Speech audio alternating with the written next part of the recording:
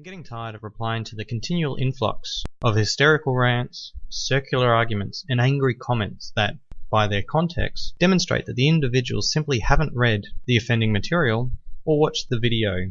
If they had, they would know that the answers already exist.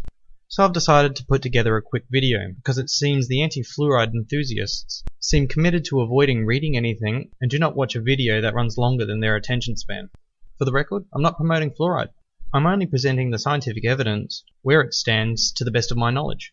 This could change, and with it, so too would my position. Those quick to rant and rave in response to my articles and video on fluoride should have actually taken the time to review the material. Because, if they thought about it, the material that I've produced would ultimately strengthen their case. If it turns out that fluoride indeed does more harm than good, well then surely those who promote this position would want it to be bulletproof.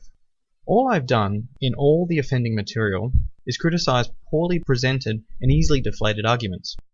For instance, the arguments raised in the ethical paper simply don't make a coherent comparison.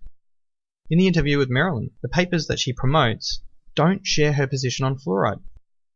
If she states that the Basin paper demonstrates that fluoridated water causes osteosarcoma, and the researchers themselves say that their work didn't demonstrate that at all, I haven't done anything that deserves venom spat in my face, but rather, Marilyn does her position no favours. She discredits herself. This is entirely my point. Science is about discovering reality through critical and impersonal methodology. Living for more than 2 decades in fluoridated areas, I've seen no reason to question its safe use. But that doesn't mean that I'm closed-minded on the subject.